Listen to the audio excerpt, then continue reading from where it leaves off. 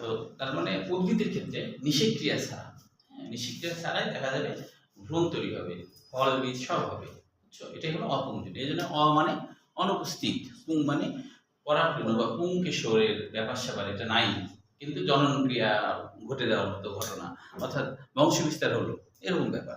এখান থেকে জনন, পুং জনন, তাহলে অপুংজনী অনুপস্থিত, পুং জনন আর কি, অর্থাৎ পরাগরেণু আসেনি, কিন্তু নতুন করে ভ্রূণ ট্রণ সব সৃষ্টি হয়ে গেছে, ফল টল সব হয়ে গেছে, এরকম ব্যাপার। তাহলে এটা জ্ঞানমূলক কোশ্চেনের জন্য খুবই গুরুত্বপূর্ণ। যে প্রজনন প্রক্রিয়ায় ডিম্বাণু নিষেক ছাড়াই ভ্রূণ সৃষ্টি করে এবং ডিম্বক স্বাভাবিক বীজে পরিণত হয়ে যায়। ঠিক আছে, অর্থাৎ হলো নিষেক ক্রিয়া হলো না, কিন্তু একা একাই সে সব কিছু করে ফেললো, এরকম। এটাই হলো অপুংজনী। এটা জ্ঞানমূলক কোশ্চেন হিসেবে পড়বো। তারপরে পাশাপাশি আরেকটা আছে, দেখো যে হরমোন প্রয়োগে বীজহীন ফল উৎপাদন প্রক্রিয়াকে পার্থেনোকার্পি বলা হয়। এখানে পার্থেনোজেনেসিস থেকে পার্থেনোকার্পি আসছে। কার্প মানে এখানে ফল তৈরি বোঝাচ্ছে, কার্প মানে ফল বোঝাচ্ছে, পার্থেনো মানে পার্থেনোজেনেসিস, অপুংজনী, এটাও নিষেক ক্রিয়া ছাড়া করা হবে। এবং বীজহীন ফল মানে বীজ নাই এরকম, যেমন তোমার তরমুজে করা হচ্ছে, বেগুনে করা হচ্ছে বীজবিহীন ফল, অর্থাৎ হলো বেগুনে বীজ থাকছে না, তাহলে তরমুজ খাইতে সমস্যা না, বীজ থাকলে খাইতে সমস্যা তো। হ্যাঁ, কলাতেও করে, হ্যাঁ কলাতেও করা যায়, করা হচ্ছে বর্তমানে। তাহলে বীজবিহীন বীজবিহীন না হলে খাইতেও সুবিধা না, এই আর কি। যেমন ওই যে জান্নাতে বলা হচ্ছে বীজহীন ফল খাওয়া যাবে, জান্নাতে বীজহীন ফল। হ্যাঁ, পরবর্তীতে ওটা দিয়ে আবার টিস্যু কালচারের মাধ্যমে করা যাবে একবার করলে। তবে এটাকে অ্যাভেলেবল করা হচ্ছে না, অ্যাভেলেবল করলে আবার ঝামেলা। অ্যাভেলেবল হলে ওই বৈশিষ্ট্য, ফলে রোপণ টোপণ করার সময় বীজ রোপণ করা তো আর যাবে না, এই জন্য আর কি। কিন্তু বীজ যদি রোপণ করা হয় তাহলে তো যে উৎপন্ন যে গাছটা ওটাতে তো ভ্যারিয়েশনের একটা সম্ভাবনা আছে। হ্যাঁ, অবশ্যই ভ্যারিয়েশন তো চেঞ্জ হবে, যখনই নিষেক ক্রিয়া করবে তখনই ভ্যারিয়েশন একটু চেঞ্জ হয়ে যায়। কারণ দেখো যে স্ত্রী উদ্ভিদের ওর মধ্যে যে জিনের সজ্জারিতে আছে, যখনই হলো পরাগরেণু আসছে, তো ওর জিনের সজ্জারিতে তো একটু চেঞ্জ, একটু আলাদা। যেমন ধরো যে কথা মা বাবার সন্তান কি 100% মা বাবার মতো হয় না, এখানে তো মিক্সচার হয়ে যায়। কিন্তু ওখানে যেমন অন্য একটা গাছের ক্ষেত্রে, যেমন লিচু গাছের ক্ষেত্রে যখন চিন্তা করছি, তো ওখানে তো হচ্ছে একই প্রজাতির মধ্যেই তো নিষেকটা হচ্ছে, একই প্রজাতির মধ্যে হচ্ছে, তো তাহলে তো পরাগরেণুর যে বৈশিষ্ট্য বা সেটা তো একই থাকার কথা, তো ওটাতে কেন পরিবর্তন? ক্রসিং ওভার হয়, যে কারণ একই প্রজাতি হলো ক্রসিং ওভারের সময় একটু একটু চেঞ্জ হয়। ক্রসিং ওভার হতেই থাকে, একটু একটু চেঞ্জ হয়। যেমন ধরো আগে এত ধানের গাছ ছিল না, এখন কত রকমের ধান বের হচ্ছে না, যেগুলো এরকম ভাবে বারবার প্রতি জেনারেশন যাচ্ছে আর একটু করে চেঞ্জ হয়ে ভিন্ন ভিন্ন হয়ে যাচ্ছে। যে মানুষের কথায় ধরো যে মানুষের সাথে মানুষের বিয়ে হচ্ছে, বাচ্চা হচ্ছে ভিন্ন রকম, মানে 100% তো রকম হচ্ছে না। ভিন্ন বলতে আমি হচ্ছে মানুষই থাকছে অন্যরকম, 100% তো রকম হয় না, তাই না? এটা আর কি স্বাভাবিক। যে ওই যে মিউসিস যখনই হয় আমাদের, তখন কিন্তু আমাদের পুরো কপি নিচ্ছে না, আমাদের শুক্রাণু যখন তৈরি হচ্ছে তখন আমি দেখতে যেমন তার পুরাটা নিচ্ছে না। হ্যাঁ, তাহলে তো হচ্ছে একই রকম হতো, কিন্তু পুরাটা নেয় না। মিউসিসের সময় আল্লাহ ইচ্ছা করে একটু চেঞ্জ করে ফেলে, এই কারণে এটা হয়। যেমন মোবাইল নম্বর কত, তাই না? শুধুমাত্র ওই শেষের দিকে তোমার থাকে, যেমন থাকে একটা থাকে, যেমন 01 দ্বারা বাংলাদেশ বোঝায়। তারপর মনে করো পরবর্তী যে সংখ্যা দুইটা থাকে সেটা দ্বারা কোন কোম্পানি সেটা বোঝায়। তারপর আবার পরবর্তী দুটা অঙ্ক দ্বারা এটা হচ্ছে যে এই বিভাগ বা এই জায়গা এটা বোঝায়। তারপরে হলো যে ওই জায়গার শেষ 2 ডিজিট দ্বারা বোঝায় ওই জায়গা তুমি না আমি সেটা নির্ণয় করে, এরকম অনেকগুলো ফ্যাক্টর ভাবে করা হয়েছে। আচ্ছা দেখো, তাহলে এবার হলো পার্থেনোকার্পি হলো, এরপরে বলছে পার্থেনোজেনেসিস বা অপুংজনী, যেটা অর্থাৎ নিষেক ক্রিয়া ছাড়াই যে ভ্রূণ হওয়া, বীজ ফল হওয়া, সেটা হচ্ছে 2 ধরনের হয়। একটা হ্যাপ্লয়েড পার্থেনোজেনেসিস, তার মানে হ্যাপ্লয়েড কোষ থেকে হবে, এটাই হলো হ্যাপ্লয়েড পার্থেনোজেনেসিস। তাহলে এটাও আমরা জ্ঞানমূলক কোশ্চেন হিসেবে বলবো। বলছে যখন স্বাভাবিক মায়োসিস প্রক্রিয়ায় ডিম্বাণু সৃষ্টি হলেও তা নিষিক্ত না হয়ে সরাসরি ভ্রূণের সৃষ্টি করে, অর্থাৎ ওই যে ভ্রূণথলির মধ্যে ধরো স্বাভাবিকভাবে তৈরি হয়েছে ডিম্বাণু, কিন্তু এটা নিষিক্ত হলোই না, কিন্তু সরাসরি মাইটোসিস বিভাজন ঘটিয়ে সে ভ্রূণ তৈরি করে ফেললো এবং বীজ তৈরি করে ফেললো। ঠিক আছে, তাহলে এখন কিন্তু হ্যাপ্লয়েড ছিল, তাহলে স্যার, হ্যাপ্লয়েড হয়ে গেল। এখানে তো হচ্ছে মিওসিস বিভাজন হয় না তো তাহলে। আগে হয়েছিল, কারণ আগে এই- আগে হয় ডিমান্ড হয়েছিল, হ্যাঁ, তারপর হয়েছিল। হ্যাঁ, এখানে হ্যাঁ, কোশ্চেন আছে, হ্যাঁ, কি কোশ্চেন কি বলো তো? পার্থেনোজেনেসিস হুম। প্রক্রিয়ায় স্ত্রী রেণু মাতৃকোষ বিভাজিত হয় কোন প্রক্রিয়ায়? মাইটোসিস, মিওসিস, মিয়োসিস হবে, মিয়োসিস হবে। মাতৃকোষ বিভাজিত মাতৃকোষ সবসময় মিয়োসিস, মাতৃকোষ সবসময় মিয়োসিস। এই যে বিভাজন কিন্তু হলো স্যার না, ডিপ্লয়েড পার্থেনোজেনেসিসের ক্ষেত্রে তো মাতৃকোষটাই তো হচ্ছে মাইটোসিস প্রক্রিয়ার মাধ্যমে ডিম্বাণুতে পরিণত না হয়। না, মাতৃকোষটা হয় না তো। মাতৃকোষ হচ্ছে এই যে এইটা ধরো, প্রথম যখন মিয়োসিস হওয়ার আগে, এখানে নিউক্লিয়াসের মধ্যে একটা কোষ আস্তে বড় হয়ে গেল, ওই যে আর্টিস্কুলার কোষ যেটা বলা হলো না, এখন এইটার কিন্তু মিয়োসিস হচ্ছে, মিয়োসিস হয়ে তারপরে এক পর্যায়ে 8টা কোষ হবে না, এই 8টা কোষ হলো। তাহলে এখানে কিন্তু এবার যে ভ্রূণ তৈরি হবে, এখন কিন্তু মাইটোসিস হবে, এখন আর মিয়োসিস তো হবেই না, কারণ এটা তো মিয়োসিস হয়ে গেছে। মিয়োসিস কিন্তু এটা হওয়ার আগে মিয়োসিস হয়েছিল, হয়ে মিয়োসিসের মাধ্যমে 4টা হয়েছে, 8টা হয়েছে, মোট 8টা, এই যে 8টা হলো না।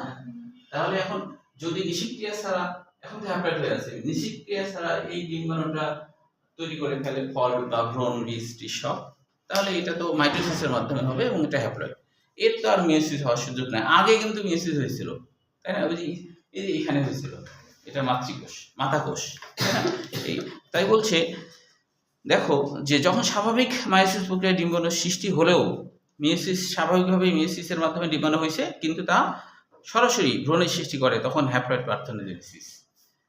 তাহলে উদাহরণগুলো মনে রাখতে হবে আর কি। হ্যাঁ, মনে রাখবা, সোলানাম নিগ্রাম মানে ছেলের নাম, অর্চিস ম্যাকুলাটা।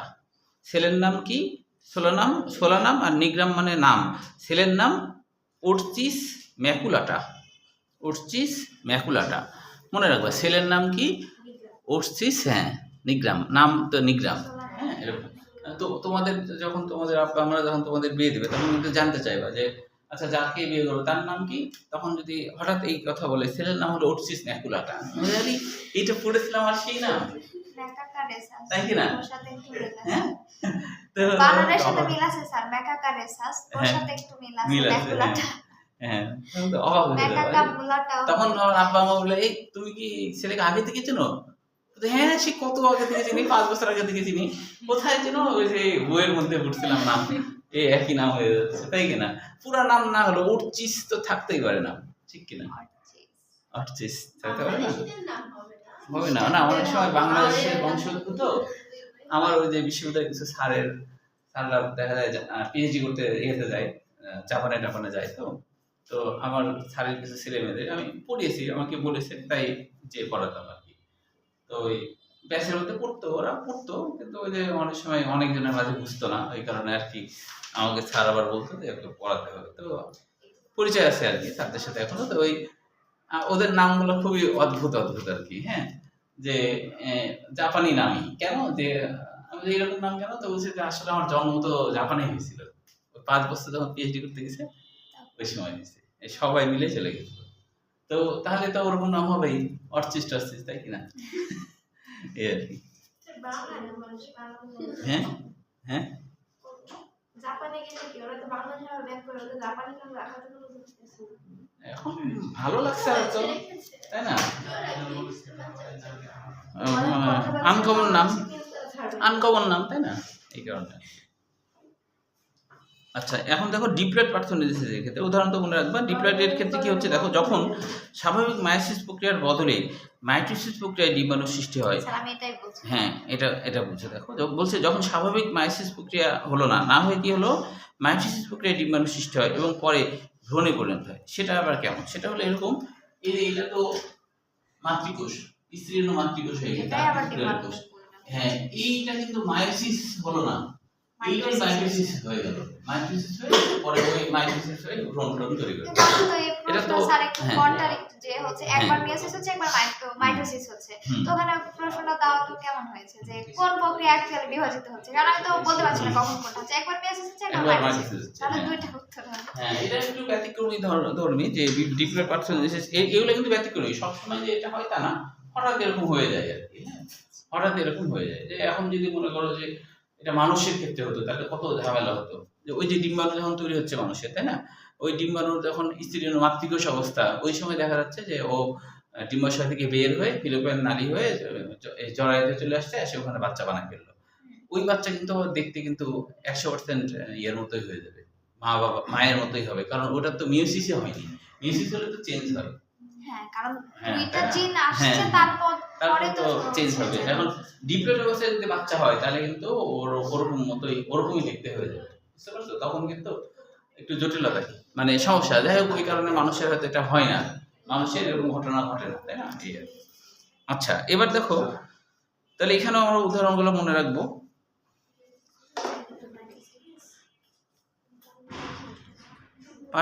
পার্থেনিয়াম আর্জেন্টাটাম মনে রাখবা যে পার্থিব জগৎ আর্জেন্ট দরকার, নাকি? পার্থিব জগৎও দরকার, আর্জেন্ট। পার্থেনিয়াম আছে, তার মানে পার্থেনোজেনেসিস। হ্যাঁ হ্যাঁ, এটা আবার মনে রাখার সুবিধা, তাই না? আচ্ছা, এবার দেখো, এরপরে এখান থেকে আর কোনো কোশ্চিন নাই, তবে এখানে একটা কৃত্রিম পার্থেনোজেনেসিস থেকে কিছু আসে না, তাও একটু রিডিং করে দেখবা যেগুলো না বোঝার কিছু আছে কিনা। সরাসরি এবার অ্যাপোস করি, এটাও গুরুত্বপূর্ণ, মানে এগুলো খুবই বোর্ড পরীক্ষায় আসে। অ্যাপো মানে কি? ছাড়া। অ্যাপো মানে ছাড়া, স্পোর মানে রেণু, মানে কি? রেণু ছাড়া, রেণু ছাড়া যদি মানে ভ্রূণ তৈরি হয় আর কি, সেটা বলছে কি যে ডিম্বকের যে কোনো দেহকোষ, মানে রেণু বলতে আমরা তো এটা বোঝাই যে এটাই হলো মেইন রেণু, কারণ এটাই হলো সাধারণত তোমার ভ্রূণ তৈরি করে। তো ও ছাড়া, ওই জন্য বলছে অ্যাপোস্পোরি, মানে স্পোর বা রেণু ছাড়া যেটা হওয়ার কথা সে তাকে ছাড়াই ভ্রূণ হয়ে গেল। তাই বলছে দেখো যে যে কোনো দেহকোষ, যেমন ডিম্বক ত্বক, নিউসেলাস, ডিপ্লয়েড ভ্রূণথলি সৃষ্টি হতে পারে। ডিম্বকের দেহকোষ হতে সৃষ্ট ডিপ্লয়েড ভ্রূণথলিতে ডিপ্লয়েড ডিম্বাণুটি হতে নিষেক ছাড়াই ভ্রূণ। তার মানে ডিপ্লয়েড ডিম্বাণু এটা কেমনে হলো? আমি বলি যে এটা হলো নিউসেলাস, এটা হলো নিউসেলাস। এখন রেণু কিন্তু এটা হলো মেন রেণু, কিন্তু এটা সবাই কিন্তু রেণু, এটা সবাই রেণু। তাহলে এখন যদি নিউসেলাসের দিকে বা ডিম্বক ত্বক, মানে বুঝতে পারছো, ত্বকীয় কোষগুলো কিন্তু ডিপ্লয়েড, ত্বকীয় কোষগুলো ডিপ্লয়েড। তো এখন বলছে এই যে এইখানকার কোষ বা এইখানকার কোষ বা এইখানকার কোষ, এরাই মূলত রেণু, কিন্তু এই রেণুর কোষ ছাড়াই দেখা গেল নিউসেলাসের কোষটা ডিপ্লয়েড, হ্যাঁ, ডিম্বক ত্বক ডিপ্লয়েড। তাহলে নিউসেলাসের কোষ বা ডিম্বক ত্বকের কোনো কোষ সে দেখা যাচ্ছে ভ্রূণ তৈরি করে দিচ্ছে, কারণ এখানে তো আর মিওসিসের দরকার না, ওখানে তো মিওসিস কখনো হয়ও না। নিউসেলাসের মধ্যে তো আর নতুন করে কোনো মিওসিস হবে না। তাহলে নিউসেলাসের ভিতর থেকে একটা কোষ বড় হয়ে, ধরো যে আর্কিস্পিরাল কোষ হয়েছিল, তার মিওসিস হয়েছিল। এখন দেখো, হ্যাঁ বলো, কিভাবে সম্ভব? দেখো কিভাবে সম্ভব, যে এটাকে যদি কল্পনা করো, এটা তো একটা গর্ভমুণ্ড ছিল, তারপরে তো এরকম ছিল, এই ধরো, তো এই গোটাটা মনে করো এটা কিন্তু ফল তৈরি করার জায়গা, এটা কি ফল তৈরি করার জায়গা। তাহলে এখন দেখা গেল নিউসেলাসের কোষ, তার মানে এইখানকার একটা কোষ, এখানকার কোষ, এখানকার কোষ, এই রেণু বাদে যে কোনো জায়গার কোষ সেই ভ্রূণ তৈরি যদি করে, তাহলে তো এটা তো ডিম্বক ত্বক তো বীজ ত্বক তৈরি করবে, আর এটা ফল তো হবেই, সমস্যা তো নাই। সাইডে হলো বীজটা, এই যা বীজটা হয়তো একটু পাশে করে হয়েছে, কিন্তু অ্যাকচুয়ালি কিন্তু বীজটা একটু পাশের দিকে আছে, কিন্তু দেখো গোটা বীজ ত্বক, এটা ফল হয়েছে, ফলের চোচা হয়েছে, সমস্যা কি? এখানকার কোষ যদি হয় বা এইসব কোষ হয়, এইসব কোষ হয়, তাহলে অ্যাপোস্পোরি হয়ে গেল। মানে মানে স্পোর মানে কি? রেণু। তাহলে রেণু ছাড়া, মানে অ্যাপো মানে রেণু ছাড়া, অ্যাপো মানে রেণু ছাড়া বা স্পোর ছাড়া, বুঝা গেল কি? এটা নিয়ে কোনো কোশ্চেন আছে? তাহলে এটাই হলো অ্যাপোস্পোরি। অ্যাপো মানে ছাড়া বা উইদাউট, অ্যাপো মানে ছাড়া বা উইদাউট, মানে রেণু ছাড়া, মানে তার মানে কি এই ভ্রূণথলির যে রেণুগুলো আছে, 8টা রেণু আছে না, যদিও প্রধান রেণু হলো ডিম্বাণু, কিন্তু এই 8টা রেণুর থেকে একটাও কিন্তু ভ্রূণ তৈরি করলো না করে কি করলো? নিউসেলাসের কোষ্ঠস থেকে হয়ে গেল, এটা বোঝাচ্ছে, বুঝতে পারছো? এটাই হলো অ্যাপোস্পোরি। অ্যাপোস্পোরি প্রক্রিয়ায় সৃষ্ট উদ্ভিদ ডিপ্লয়েড হবে, এটা স্বাভাবিক।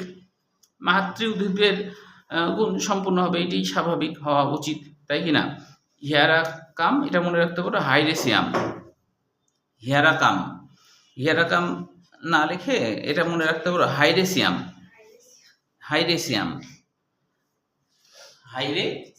এটা মনে রাখতে পারো, হাইরেসিয়াম। মানে সিয়াম কিছু একটা পড়ছে, তখন তুমি আফসোস করো তো, হাই রে শ্যাম, তুই স্যার এটা এটা কি তো করলি? পার্থেনোজেনেসিস হয়, এই উদ্ভিদে পার্থেনোজেনেসিস হয়, ডিফারেন্ট পার্থেনোজেনেসিস হয়। হ্যাঁ, এটা তো পার্থেনোজেনেসিস, এটাও তো পার্থেনোজেনেসিস, কারণ এখানেও তো নিষেধক্রিয়া ঘটেনি, মানে এখান থেকে হয়েছে, তাই না? এগুলো সবই পার্থেনোজেনেসিস। এখানে যা বর্ণনা করা হচ্ছে সবই পার্থেনোজেনেসিস, কারণ আমরা জানি পার্থেনোজেনেসিস মানেই হলো নিষেক ছাড়া ভ্রূণ তৈরি হওয়া বা অপুংজনী, মানে যেখানে কোনো পোলা থাকবে না, মানে কি পুরুষ থাকবে না, তাই না? এ মানে অ্যাবসেন্ট, অ মানে অনুপস্থিত, তাই না? তাহলে এটা তো পার্থেনোজেনেসিসই একটা ভাগ।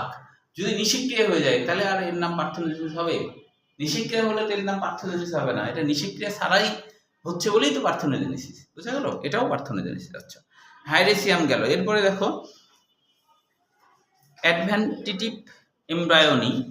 তাহলে এই যে অ্যাডভান্টেটিভ বলতে অ্যাডভান্স, হ্যাঁ, মানে অ্যাডভান্স ভ্রূণ তৈরি হয়ে যায় যদি, মানে বলছে ভ্রূণথলি গঠন হওয়ার আগেই যদি কোনো দেহকোষ ভ্রূণ তৈরি করে ফেলে, মানে ভ্রূণথলি গঠনের আগে তো আমরা জানি যে এরকম একটা ঘটনা ঘটে যে এই ধরো স্ত্রীর মাতৃকোষ ভ্রূণথলি গঠন করার আগে যদি এমন হয় ভ্রূণথলি গঠনই করেনি, ভ্রূণথলি গঠন করেনি, এখন যদি ভ্রূণথলি গঠন এইটাই তো এক পর্যায়ে এরকম হবে, তো ওরকম হওয়ার আগেই যদি এ নিজে যদি তৈরি করে ফেলে নতুন উদ্ভিদ বা ভ্রূণ তৈরি করে ফেলে, ভ্রূণথলির এরকম হয়নি, মিয়োসিস হয়ে এরকম তো হবে তার আগে, অথবা এর এইখানকার কোষ তৈরি করে ফেলবে, তাহলে অ্যাডভান্স, বেশি বেশি অ্যাডভান্স। অনেকে বলে না যে আজকালকার ছেলেরা অনেক বেশি অ্যাডভান্স, এরকম বলে না? কিছু কিছু ক্ষেত্রে অনেক বেশি অ্যাডভান্স, দেখবা যে মোবাইলে অনেক পারদর্শী, এখন 3-4 বছরের বাচ্চারা অনেক পারদর্শী থাকে না? যে আমাদের সময় মনে করো যে আমার মনে আছে এখনো, কথাটা একটু আমার কাছে হাসির লাগছিল, আমি তখন ক্লাস 9-এ পড়ি, তো সেই সময় আমাদেরকে ওই সময়ের মুরব্বীরাই আমাদেরকে বলতো যে এই যুগের ছেলেপেলে সব মানে ভালো না আর কি, এটা বোঝাতে যাচ্ছিল। কারণ আমি এখন কলা কিনছি, তো এখন কলা দেখছি যে সাগর কলা এক ধরনের থাকে সবুজ, হ্যাঁ সবুজ থাকে কিন্তু পাকা, কিন্তু হ্যাঁ এরকম, হ্যাঁ হ্যাঁ। কিন্তু ওটা আসলে হাত দিয়ে না দেখলে তো বোঝা যাবে না যে পাকা না কাঁচা। তো আমি দোকানে যে কলা কিনবো, তখন সবুজ কলা, তা আমি একটু টিপে দেখছি যে পাকা কিনা, আর লোকটা খেপে গেছে, মুরব্বী লোক, বলছে যে এই বাবা তুমি কলা টিপছো কেন? আমি বলছি যে আমি যেটা নিব তো সেটা কি দেখে নেবো না? তো বলছে যে তো তুমি টিপবা কেন? আমি বলছি না, মানে আমি যেটা নিব সেটা আমি দেখেই তো নেবো। আবার খেপে গেছে, তুমি নিবা তুমি টিপবা কেন? হ্যাঁ, খেপে গেছে। আমি জানি অদ্ভুত, তো আমি এটা নেবো, এটা পাকছে কিনা আমি দেখবো না? তো আবারও চিল্লা বলছে তাই বলে তুমি টিপবা কেন? আমি একই কথা বলছি, লোকটা খেপে বলছে কি আর বলবো, এই যুগের ছেলেপিলি সব, এই যুগের ছেলেপিলি, মানে তাহলে চিন্তা করো। আমাদের পরে তারপরের জেনারেশন যারা আসবে তো তারা এরকম মনে করবে যে হচ্ছে ফোন বা এই জাতীয় কম্পিউটার এগুলো ছাড়া আসলে মানুষ চলছে কিভাবে আগে, কল্পনাই করতে পারবে না। তোমরাও দেখা যায় যে তোমরা যখন বড় হয়ে যাবে, তোমাদের ছেলে মেয়েদের আচার আচরণ দেখে তোমরাও এই কথা বলবা কি আর বলবো, এই যুগের ছেলেপিলি সব, হ্যাঁ ঠিক না? না, তবে অদূর ভবিষ্যতে অনেক কিছু আবিষ্কার হবে, এই যে রাস্তাঘাটের যে যানজট না, তোমার ওই পিঠের সাথে এক ধরনের পাখা সিস্টেম থাকবে, সুইচ টুইচে থাকবে, মানে তুমি এরকম করে উঠতে পারবা, তোমার হ্যাঁ উঠতে পারবা, যে উড়ে উড়ে তুমি যাবা। কেন উড়লে ভালো না? কি হবে না? হবে না? না হয় কি আছে, আমরা আবিষ্কার করে ফেলবো। হ্যাঁ, তো একটা নির্দিষ্ট রুল থাকবে। যেমন বলছে এক ধরনের জুতা আবিষ্কার হবে, ওই জুতা পরলে তুমি আকাশে উঠতে পারবে, হয় না? না, ওই জুতা থেকে গ্যাস বের হবে, হ্যাঁ। আগে কিছু নাই, শোনো, কোরআনে একটা আয়াত আছে, হ্যাঁ, ওইটা আয়াত মানুষ আগে বুঝতো না। কোরআনে একটা আয়াত কি আছে, এরকম আয়াত আছে কোরআনে, যে যদি আমি তাদেরকে ঊর্ধ্ব জগতে ওঠার সামর্থ্য দিই, তাহলে কিন্তু তারা বলবে কি সুন্দর আল্লাহর সৃষ্টি রহস্য। তো এই আয়াতে এখন কিন্তু আমরা বুঝতে পারছি, বলছে আল্লাহ সত্য লাগাইছে, যদি আমি তাদেরকে ঊর্ধ্ব জগতে ওঠার সুযোগ দিই, সামর্থ্য দিই, তাহলে তারা বলবে যে কি অদ্ভুত, কি সুন্দর আল্লাহর সৃষ্টি রহস্য। তো সত্যিকার অর্থে যখন আর কি নীল আর্মস্ট্রং ভাইরা যখন গেছিল না চাঁদে, তখন এই পৃথিবীকে দেখে তখন বলছিল কি সুন্দর স্রষ্টার সৃষ্টি রহস্য, এই কথা কিন্তু বলেছিল। তো আল্লাহ যেটা 1400 বছর আগে বলছে, যদি আমি ঊর্ধ্ব জগতে ওঠার সামর্থ্য দিই বা সুযোগ দিই, তবে যে উঠার সামর্থ্য দিয়েছে, তবে একই কথাই চাঁদ থেকে বলছে, বুঝছো, দেহে এই কথা বলছে আর কি, হ্যাঁ চাঁদের বুঝছো, হ্যাঁ চাঁদে ইয়ে করে, যে তার মানে ওখানে কিন্তু আমি আগেই বলে রাখছি এই কথাটা, এই ঘটনা ঘটবে আর কি, এটা বলছে। আচ্ছা, তাহলে অ্যাডভেন্টিভ বললে তো এই ডিম্বকত্বক বা নিউসেলাসের যে কোনো কোষ হতে ভ্রূণথলি ছাড়াই, ভ্রূণথলি হয়নি, ভিতরে ভ্রূণথলি হয়নি, এর আশপাশে তো ইয়ে ছিল, এটা কি নিউসেলাস, তাই না? তো ভ্রূণথলি তৈরি হলো না, কিন্তু কি হলো, নিউসেলাসের যে কোনো কোষ, এটা তো আশপাশে যে আছে সে তো আসলে নিউসেলাসের কোষ, তাই না? এই নিউসেলাসের কোষ হতে ভ্রূণথলি গঠন ছাড়াই, ভ্রূণথলি হয়নি, ভ্রূণ সৃষ্টির প্রক্রিয়া হলো এই যে অ্যাডভান্স, বেশি অ্যাডভান্স হয়ে গেছে, হ্যাঁ আগে ভাগেই ব্যাপারটা এরকম, হ্যাঁ এরকম। আচ্ছা, এবার দেখো অ্যাপোগ্যামি। তাহলে অ্যাপোগ্যামি মানে কি, গ্যামেট ছাড়া, এ মানে অ্যাবসেন্ট, এ মানে অ্যাবসেন্ট, গ্যামি মানে গ্যামেট, তার মানে কি গ্যামেট ছাড়া, গ্যামেট ছাড়া মিলন। এই গ্যামেট বলতে অবশ্য মিলনও বোঝায়, হ্যাঁ গ্যামোস মানে মিলন, গ্যামোস মানে মিলনও বোঝায়। তাহলে তার মানে মানে ইয়ে ছাড়াই, মানে গ্যামেট ছাড়াই মিলন ঘটা, গ্যামেট ছাড়াই মিলন ঘটা। তো বলছে ডিম্বাণু ছাড়া ভ্রূণথলির যে কোনো কোষ, সহকারী কোষ, এবার দেখো ভ্রূণথলির মধ্যেই ডিম্বাণু হয়নি কিন্তু সহকারী কোষ, প্রতিবাদ কোষ, এরা যদি ভ্রূণ তৈরি করে তাহলেই সেটাকে বলা হবে যে অ্যাপোগ্যামি। তাহলে আমি এটা মনে রাখলাম। এরপরে দেখো লাস্টে একটা আছে যে অ্যাগামোস্পর্মি। এ মানে তো অ্যাবসেন্ট, গ্যামোস মানে মিলন, আর স্পার্মি মানে এখানে ভ্রূণ বোঝাচ্ছে আর কি, হ্যাঁ তার মানে হলো কোনো মিলন ছাড়াই ভ্রূণ তৈরি হওয়া, প্রায় একই কথাগুলা ঘুরে ফিরে আসছে। এখন দেখো পার্থেনোজেনেসিস, অ্যাপোস্ট্রফি, অ্যাপোগ্যামি যা যা আমরা পড়লাম, এর প্রতিটি প্রক্রিয়াতেই নিষেক ছাড়া ভ্রূণ সৃষ্টি হয়। ডিম্বাণু, ভ্রূণথলি এবং ডিম্বকের যে কোনো কোষ থেকে নিষেক ছাড়া ভ্রূণ সৃষ্টির প্রক্রিয়াকে সামগ্রিকভাবে মানে সবগুলাকে একসাথে অ্যাগামোস্পর্মি বলে। তাহলে অ্যাগামোস্পর্মি এতক্ষণ যা যা পড়লাম সবগুলোকে একসাথেই অ্যাগামোস্পর্মি বলা হয়। বুঝা গেল কি? আচ্ছা, এবার এখান থেকে পার্থক্য থেকে আসে না, তবে এখানে যে বক্সের মধ্যে কিছু অ্যাডমিশনে অনেক সময় আসতে দেখা যায়। বক্সের মধ্যে দেখো এদের ছোট করে লেখা, বাংলাদেশের জাতীয় ফুল সাদা শাপলার মুখ্য প্রজনন প্রক্রিয়া হলো অযৌনজনন। তারপর হলো যে এরপরে বলছে শাপলার ভূ নিম্নস্থ প্রধান মৌলকাণ্ড থেকে চারপাশে ছোট ছোট টিউবার বা শালুক সৃষ্টি হয়। কোন উদ্ভিদে শালুক বা টিউবার সৃষ্টি হয় এটা মনে রাখতে পারো প্রজননের ক্ষেত্রে। তারপরে দেখো জাতীয় ফল, টিউবার মানে বুঝো, টিউবার মানে স্ফীতি, হ্যাঁ আলুর যেমন হয় না, টিউবার বা শালুক মানে স্ফীতি বোঝায়, হ্যাঁ। আচ্ছা, জাতীয় ফল কাঁঠালের প্রজনন প্রক্রিয়া যৌন প্রক্রিয়া বা বীজ সৃষ্টির মাধ্যমে সম্পন্ন হয়। আর জাতীয় বৃক্ষ আমের স্বাভাবিক প্রজনন প্রক্রিয়া হলো যৌন প্রক্রিয়া।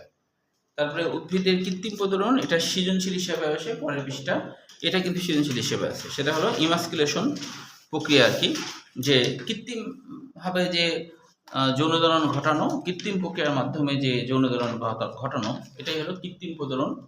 সেটা কি করা হয় আগে একটু আমি বলি। হ্যাঁ হ্যাঁ, এটা সিকিউ হিসেবে আসে, হ্যাঁ এই যে লেখা আছে না, ভিন্ন তর জেনেটিক বৈশিষ্ট্যের মধ্যে দুই বা ততোধিক উদ্ভিদের মধ্যে ক্রস করানোর প্রক্রিয়াকে বলা হয় কৃত্রিম হাইব্রিডাইজেশন বা সংকরায়ন। কৃত্রিম হাইব্রিডাইজেশন প্রক্রিয়া কৌশল এখান থেকে লিখতে হবে। এখন এটাকে এই জিনিসটাকে কিন্তু ইমাস্কুলেশন প্রক্রিয়াও বলা হয়। ইমাস্কুলেশনের বাংলা অর্থ ই মানে এক্সিট বা বের করে দেয়া, মাস্কুলেশন মানে পুংকেশর, বের করে দেয়া, এটাই হলো ইমাস্কুলেশন। মাস্কুলেশন মানে পুংকেশর সরিয়ে দেয়া। ধরো তুমি কৃত্রিমভাবে একটা ফুলের সংকরণ ঘটাতে যাচ্ছ, কৃত্রিমভাবে ঘটাতে যাচ্ছ, কিন্তু যারা হচ্ছে ভিন্নভাষী তাদের ভিতরে তো না ভিন্নভাষী, কি বয়স, ভিন্নভাষী মানে ভিন্নভাষী, হ্যাঁ হ্যাঁ ভিন্নভাষী হলে তো সেটা তো আরো সুবিধা করা, বরং স্বপরাগী হলে একটু ঝামেলা হয়। কেন? স্বপরাগী হলে অনেক সময় নিজেদের মধ্যে ইয়ে হয়ে যেতে পারে, স্বপরাগণ হয়ে যেতে পারে। কোনো একটা উদ্ভিদে তুমি চাচ্ছ আমি হলো একটু উন্নত মানের করবো, ধরো উদ্ভিদটা এমনিতেই খুব ভালো, তো তুমি চিন্তা করলা যে আমি একটু এই ভালো প্রজাতির সাথে আর একটা ভালো প্রজাতির নিষেধ ঘটাবো, তাহলে ভালো কিছু হয় কিনা, এবং কয়েক বংশধর এটা করবো, সর্বোচ্চ 6 বংশধর পর্যন্ত করছে বৈজ্ঞানিকরা, উন্নত বৈশিষ্ট্য পাইছে। তো এখন স্বপরাগণ যেন না হয় তাই কি করা হয়, একটা উদ্ভিদে পুংকেশরগুলো সব ফেলে দেওয়া হয়, এটাকে বলা হয় ইমাস্কুলেশন। মাস্কুলেশন মানে পুংকেশর, ই মানে বাতিল করে দেয়া, এক্সিট করে দেয়া, বাইরে ফেলে দেয়া, এটাই হলো ইমাস্কুলেশন। পুংকেশর ফেলে দিলাম, এবার শুধু স্ত্রীকেশর আছে, এবার স্ত্রী কিশোরকে বড় হতে দিতে হবে, মানে পরিণত না হলে তো কৃত্রিম পরাগায়ন সম্ভব না, এই জন্য একটু প্যাকেটিং করে দিতে হবে যাতে করে অন্য কোনো সে যেন নিষেক্রিয়া না ঘটাতে পারে।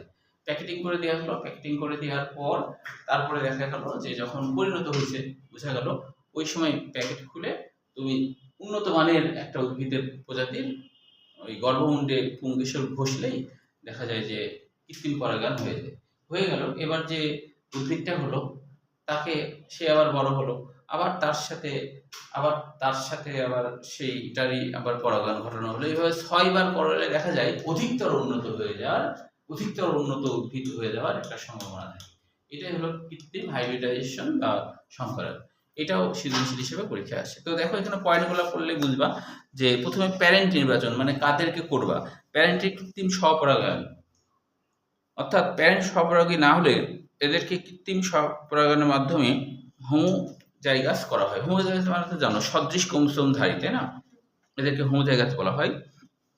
প্যারেন্ট উদ্ভিদের ইমাস্কুলেশন, প্যারেন্ট উদ্ভিদে যদি ওই যে পুরুষ থাকে তাহলে বের করে ফেলা। ব্যাগিং অর্থাৎ হলো পলিথিন দিয়ে ঢেকে রাখবো। ক্রসিং, ব্যাগিং করা পুং উদ্ভিদ হতে পুংরেণু সংগ্রহ করে ব্যাগিং করা স্ত্রী উদ্ভিদের ইমাস্কুলেট পুষ্পের গর্ভমুণ্ডে ফেলা হবে। লেবেলিং করা, কত তারিখে কি করছি না করছি। তারপরে বীজ সংগ্রহ করলাম, এই যে বীজ বপন ও F1 উদ্ভিদের উদ্ভব। এ দেখো এখানে লেখা আছে F2 থেকে F6 পর্যন্ত করা হয়। 9 নম্বর পয়েন্ট পর্যন্তই লিখতে হবে, 9 নম্বর পয়েন্ট পর্যন্ত লিখতে হবে। এটা ছবি আঁকতে হবে না, এটা খালি বর্ণনা পরীক্ষার জন্য লিখতে হবে সৃজনশীল হিসেবে। হ্যাঁ, এটা লাস্ট সৃজনশীল। আর পাঠ্যনির্দেশগুলো সবই ক খ। পাঠ্যনির্দেশে যা যা করলাম না এগুলো হলো ক খ এর জন্য। এবার দেখো বিবর্তনী কৃত্রিম প্রজনন ভূমিকা, এটা 3 নম্বর প্যারাতে দেখো যে কয়েকটা উদ্ভিদের নাম মনে রাখবো। রোগ প্রতিরোধী জাত উদ্ভিদ, এগুলো কিন্তু অ্যাডমিশনে আসে। রোগ প্রতিরোধী জাত তৈরি, এই যে BRRI উদ্ভাবিত মুক্তা BR10, তারপরে গাজী BR14। গাজী আছে, হাসান নাই? গাজী আছে, শাহিবালাম আছে, এখানে গা নাই। হ্যাঁ, ওটা হচ্ছে BR16। হ্যাঁ, তারপরে মোহিনী BR15। তারপরে লাস্টে দেখো উচ্চ ফলনশীল ধানের জাত। উপসিটা খুব আসে পরীক্ষায়। হ্যাঁ, উপসি মানেই হলো উচ্চ ফলনশীল। উচ্চ ফলনশীল ধানের জাত সৃষ্টির 4 নম্বর লাইন থেকে শেষ পর্যন্ত আর কি, এটা মনে রাখতে হবে এই উদ্ভিদগুলোর নাম। ইরি 20, ইরি 8। হ্যাঁ, এগুলো সবই। ও না, ইরি 8 না, ওই যে চতুর্থ বলতে মালা, শাহিবালাম আর ওখান থেকে।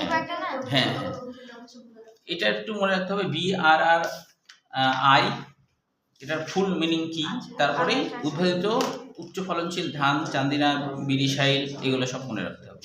এগুলো অ্যাডমিশনে আসতে দেখা যায়।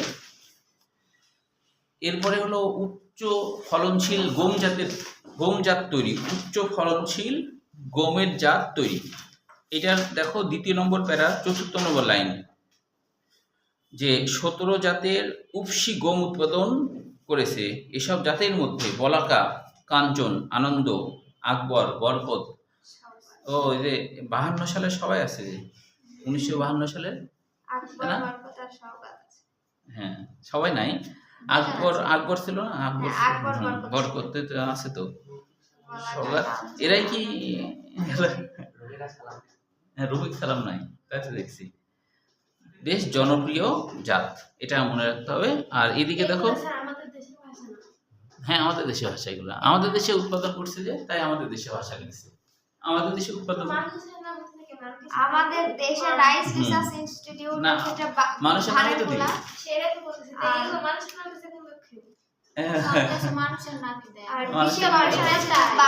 বাড়ির ক্ষেত্রে এগুলো তৈরি করছে।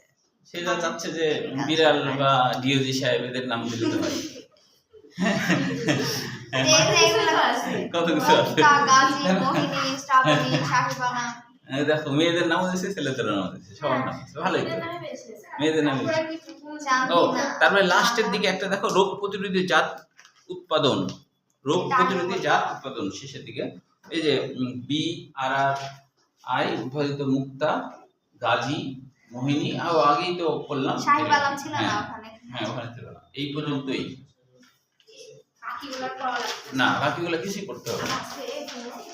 এই শেষ আগামী দিনগুলো কোনটা হলো সৃজনশীল আমি বলি, তাহলে দেখো আরেকবার বলে দিই, সৃজনশীল কোনগুলো করতে হবে একটু এগুলো করে আসো।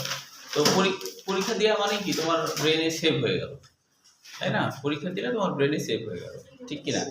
আর যে অলসতা করবে পরে কিন্তু তার হিসাব আছে, তাই কিনা? পরে হিসাব আছে। এই যে বলা হচ্ছে যে দুনিয়াটা কিন্তু এরকমই চলে, তুমি হলো এখন ধরো কষ্ট করছো, এটা ধরো কষ্টের রেখা, কষ্টের রেখা, উপরে উঠতে কষ্ট কষ্ট কষ্ট, এক পর্যায়ে আর কষ্ট করতে হবে না, এবার সমান্তরালভাবে চলবে, পরে আবার দেখা যাবে আরাম, খালি খালি আরাম আর আরাম পরে, তাই কিনা?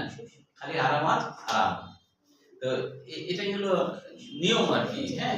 আর তুমি যদি এখন আরাম করো তাহলে পরে খালি কষ্ট আর কষ্ট। শেষ বয়সে কষ্ট করা তো বেশি কষ্ট না? শেষ বয়সে কষ্ট করা, দেখো না যে অনেক সময় ফেসবুকে দেখায় যে একটা বুড়া মানুষ রিক্সা বা ভ্যান বৃষ্টিতে ভিজে কাঁপছে, থরথর করে কাঁপছে। তার মানে কি, ও ছোটকালে কিন্তু পড়াশোনা করেনি, আজকে তাকে এই কষ্ট করতে হচ্ছে। ছোটকালে আরামায়েশ করছে, ফাঁকি ঝুঁকি দিচ্ছে, মানে আরামায়েশ করছে, তাই আজকে তাকে এই কষ্ট করতে হচ্ছে, থাকে না? তুমি দেখো তো যে যখন বিল্ডিং হয়, ওই লেবাররা কি রিস্ক নিয়ে জীবনের কাজ করে। তো যখন পড়তে মন চাবে না, তখন একটু ওগুলা ভাববা, অথবা ওই সব জায়গায় যায় তাকায় তাকায় দেখবা কি কষ্ট করছে, তখন দেখবা যে তোমার পড়ার মন বসবে। আর আমাকেও তো এরকম করতে হবে, কারণ মেয়েরাও তো লেবারি করে না? মেয়েরাও করে না জীবনের, ঠিক কিনা? তোমার যদি ক্যারিয়ার, তোমার যদি নিজের একটা ক্যারিয়ার না থাকে, এমন তো হতেই পারে তোমার পর দেখা গেল যে মারা গেল, মেয়েদেরও তো ক্যারিয়ার দরকার আছে, তাই না? তোমার পর মারা গেল, অথবা মারা যাওয়া তো কথা না, মারা যাওয়া ছাড়া অনেক কিছু হতে পারে, আর ছাড়াছাড়ি হয়ে যেতে পারে, হ্যাঁ, পাঠিয়ে দিল। তোমার ক্যারিয়ার থাকলে কি তোমার সুবিধা, ঠিক কিনা? তো এই জন্যে দরকার আছে মানে ভালো করে পড়াশোনা করে নিজের জীবনটা আর কি তৈরি করে নাও। ক্যারিয়ার তৈরি করার পরে তুমি সব পাবা, কিন্তু ক্যারিয়ার তৈরি করার আগে তুমি কোনো কিছুই সেভাবে পাবা না, সেভাবে পাবা না আর কি, হ্যাঁ। আচ্ছা দেখো তাহলে কি কি এখানে সৃজনশীল। প্রথমের দিক থেকে সৃজনশীলের জন্য পরাক্রিয়ার পরিস্ফুটন, পরাক্রিয়ার গঠন, পরাক্রিয়ার পরিস্ফুটন, পরাক্রিয়ার গঠন, হ্যাঁ খুব বড় না, একটু বানায় লিখবা। পরাক্রিয়ার গঠন আসে, তারপরে পুং গ্যামেটোফাইটের বিকাশ বা পরিস্ফুটন, হ্যাঁ এগুলো সব সিকিউ, হ্যাঁ যে কোনো একটা দিতে পারে। হ্যাঁ এই যে পুং গ্যামেটোফাইটের বিকাশের ক্ষেত্রে চিত্র দিতে হবে, কারণ এটা ছোট তো, এই জন্য চিত্র দিয়ে একটু বড় বানাতে হবে, হ্যাঁ। এরপরে দেখো যে ডিম্বকের পরিস্ফুটন, এটাও সৃজনশীল, যেটুকু আছে এটুকু দিলে হবে। ডিম্বকের গঠনের থেকে বেশি আসে এই যে অধোমুখী ডিম্বকের লম্বচ্ছেদ, এটাই বেশি আসে পরীক্ষায়, তবে গঠনটাও করে রাখবা, লম্বচ্ছেদটা বেশি আসে। এরপরে যেগুলো এগুলো এমসিকিউ, তবে এখানে একটা আছে স্টিক গ্যামেটোফাইটের সৃষ্টি, স্টিক গ্যামেটোফাইটের সৃষ্টি, তারপরে নিষেধক্রিয়া, এটাও কম আসে তবে পড়তে হবে, নিষেধক্রিয়া। এরপরে এদিক থেকে আর নাই, যেমন এদিক থেকে আর নাই, এদিকে লাস্টে ওই যে ওইটাই শুধু ওই যে কৃত্রিম সংকরায়ন যেটা না, ওইটাই করতে হবে। এইগুলো হলো, তাহলে পরীক্ষার কোশ্চেন হলো কেমন হবে, 6টা থাকবে, তোমার 3টা আলাদা ও 3টা আলাদা, বুঝছো? যদি হয় যে আমাকে এটা দিলে কিন্তু ওইটা সহজ না, যে আগে চয়েস করবে তাকে সেটা দেওয়া হবে। 3টা বলতে 2টা, 3টা বলতে 2টা লিখবা। আর পরীক্ষা দিলাম মানে তোমার ব্রেনে সেট হয়ে গেল। আর যদি না দাও, অলসতা করছো, তাহলে কিন্তু তোমার খবর আছে না। এমসিকিউ